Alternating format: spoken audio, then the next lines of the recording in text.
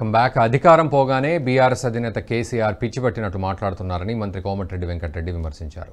తెలంగాణ వస్తే దళితుడేనని సీఎం చేస్తానని చెప్పిన కేసీఆర్ ఇచ్చిన మాట ఎందుకు నిలుపుకోలేదని ప్రశ్నించారు.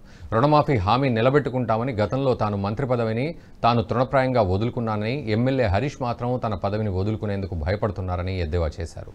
రైతులపై ప్రేమ ఉన్నట్టు హరీష్ నాటకాలు ఆడుతున్నారని విమర్శించారు. రాజీనామా పత్రం 1.5 లైన్ మాత్రమే ఉండాలని, కానీ హరీష్ రావు 1.5 పేజ్ రాసుకొచ్చారని మండిపడ్డారు. లోక్సభ ఎన్నికల్లో మెదక్లో బీఆర్ఎస్కు డిపాజిట్ కూడా వెంకటరెడ్డి జోస్యం చెప్పారు. అధికారంలో ఉన్నప్పుడు ఫామ్ హౌస్ నుంచి బయటకు రాని కేసీఆర్ ఇప్పుడు కర్ర పట్టుకుని ఎందుకు బయటికి వస్తున్నారని ఎద్దేవా చేశారు. జోకర్ అయిపోయిండు, జాలేస్తుంది, నవ్వు వస్తుంది, ప్రభావం కూడా తెలియదు. ఆయన 6 సార్లు 7 సార్లు ఎమ్మెల్యే గెలిచినాడు. ఇది పబ్లిక్ అవలా అనుకుంటున్నా, పబ్లిక్ని అవలాలు చేద్దాం అనుకుని ఇప్పుడు హరీష్ రావు కాస్త అవలేష్ రావు అయిపోయిండు. అందుకని దండం హరీష్ రావు, నీ నాటకాలు బంద్ చేయరని. ఆయన అగ్గిపెట్టే, నిరాహార దీక్ష, దళిత ముఖ్యమంత్రి అన్ని చూసిండు, నీకు ఏ డిపాజిట్ వస్తుంది. ఈయన కేసీఆర్ లాస్ట్కి చెప్తున్నా, శ్రీనివాసరెడ్డి గారు మాట్లాడతారు, తెలంగాణ ఉద్యమకారులు మాతో పాటు 8 నుంచి 12 సీట్లు వస్తాయి.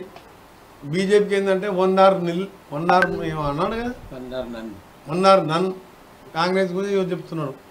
దాన్ని బట్టి అర్థమైంది 88 సీట్లు వచ్చి ముఖ్యమంత్రి అయినా 3 నెలలకు ఎన్నికలు జరిగితే 9 వచ్చినాయి.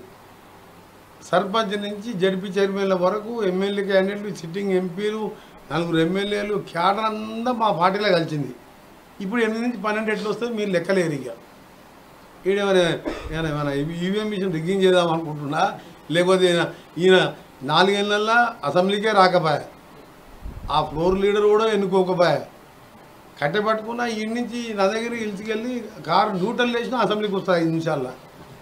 నల్గొండకు వచ్చి ఏదో కృష్ణానీళ్ళు ఓడరా జగన్మోహన్ రెడ్డితో ఫామ్ హౌస్ ప్రగతి భవన్ పిలిచి గంటలు గంటలు చర్చలు, అగ్రిమెంట్లు. నువ్వు ఆయనకు పైసలు ఇస్తావు, నీ ఎలక్షన్లో ఆయన ఇస్తాడు, ఈయన ఎలక్షన్ ఆయన ఇస్తాడు. రోజా ఇంటికి పోయి ఆడ నువ్వు నీకు రాయలసీమ రతనాలు తీసేస్తాను, నీ సగదానికి నల్గొండ నిండబెడుతుంది.